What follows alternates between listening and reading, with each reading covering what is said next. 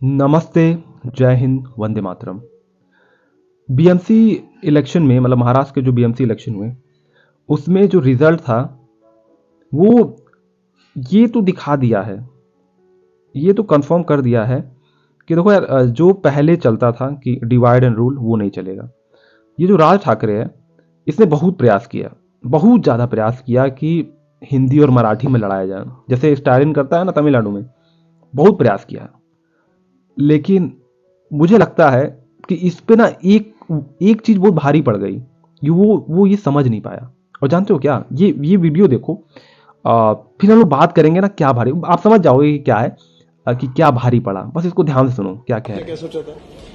Obviously development, और एक बहुत बड़ी चीज़ है जो बहुत लोग नहीं बोलते कि मैं एंटी हिंदू पार्टीज को वोट नहीं देती, क्योंकि देखिए ये है रियलिटी। देखिए रियलिटी ये है कि जब तक हिंदू मेजोरिटी में रहेंगे सब कुछ पीसफुल रहेगा, क्योंकि हमें है लिव एंड लेट लिव। बाकियों में मोस्टली ये चीज़ नहीं है। जहाँ जहाँ पे हिंदू माइनॉरिटी है वहाँ पे वो सफ़र कर रहा है, इसलिए ये चीज़ है। एग्री? आप लोगों ने समझा? ये बात ना इस राज ठाकरे ने मिस कर दिया। ये तो ऐसे बिहेव, पहले तो इसकी बात मैं कर लूं कि ये ऐसे बिहेव करता है ना जैसे ये गुंडा है, कि अरे मराठी नहीं आएगा तो घुसने नहीं दूंगा, ये नहीं वो नहीं। देखो एट द एंड ना यार, सबको रोटी कपड़ा मकान चाहिए। हाँ, कुछ कुछ स्टेट अच्छा डेवलप कर गए हैं, इसका मतलब ये नहीं है कि आप किसी को मारोगे पीटोगे या बुरा भला कहोगे उसके, या तो रिलीजन के बेसिस पे, या उसके मतलब कि उसका पहनावा कैसा है, बहुत सारी चीजें उस पर करोगे तो चीजें चीजें गड़बड़ होंगी। जैसे नॉर्थ ईस्ट पे लोग कहते हैं, बहुत सारी चीजें हैं।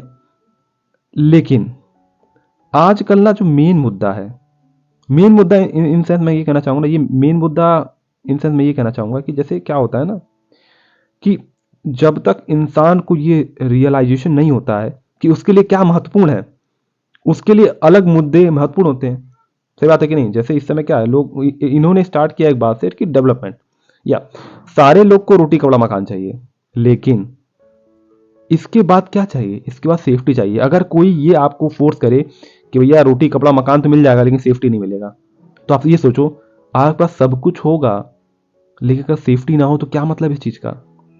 मैं कह रहा हूं कि मकान में थोड़ा कॉम्प्रोमाइज कर लेता हूं, मैं थोड़ा सा कॉम्प्रोमाइज कर लेता हूं कि उतना अच्छा पेंट नहीं लगाता हूं, उतना अच्छा जमीन पे संगमरमर नहीं लगाता हूं, मैं कॉम्प्रोमाइज कर लेता हूं, थोड़ा सा सुकून है। लेकिन जब आप घर से बाहर निकलो, समाज में जाओ, तो आपको सिक्योरिटी का वो जो इंपॉर्टेंस है ना, समझ में आएगा। ये सिक्योरिटी बहुत ही महत्वपूर्ण है, और यही है क्या, एंटी हिंदू।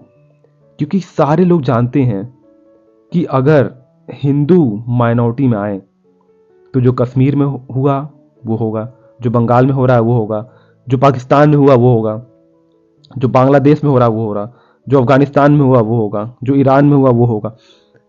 इन सेंस जहां जहां एक पर्टिकुलर रिलीजन के लोग हैं, मेनली मुस्लिम्स, वहां पे इतना बवाल हो रहा है। ये सब जानते हैं कि अगर यहां पर ऐसा होगा तो निश्चित है बवाल होगा, ये निश्चित है। ये पत्थर की लकीर है भाई, इसको कोई मिटा नहीं सकता। क्योंकि देखो, आप आंख नहीं मूंद सकते हो, आपके साथ जो इंसिडेंट हो रहा है, जो आस पड़ोस में हो रहा है, उसी से लोग सीखता है।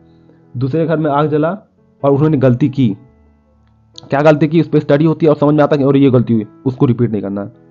तो जो अपनी गलतियों से सीख लेता है, नहीं यही तो गलत बात है, जो दूसरों की गलतियों से सीख लेता है और अपने वो गलती नहीं करता है वही आगे बढ़ता है। तो मुझे लगता है कि जो जो पोलराइजेशन हो रहा है कि हिंदू, जैसे होता है ना कि अब जागरूक हो रहा है, जैसे लोग बोलते हैं जागरूक हो रहा है, तो क्या ये बढ़ने वाला है। और अल्टीमेटली जो नुकसान होने वाला है वो मुस्लिम लोग को होने वाला है। मैं बहुत वोकल हूँ इस बात के लिए। अल्टीमेटली जो नुकसान होने वाला है वो मुस्लिम्स को होने वाला है, क्योंकि वो परिवर्तन को स्वीकार नहीं कर रहे हैं। जो परिवर्तन को एक्सेप्ट नहीं करेगा, जो चेंज को एक्सेप्ट नहीं करेगा, दुनिया और नेचर उसको पूरी तरह से बर्बाद कर देगी। आप क्या सोचते हो उसके बारे में मुझे बताओ। टिल देन इस चैनल को सब्सक्राइब करो, मुझे ग्रो करने में मदद करो। हम लोग और इंपॉर्टेंट टॉपिक्स पे डिस्कशन करेंगे। टिल देन, जय हिंद, वंदे मातरम, जय भारत।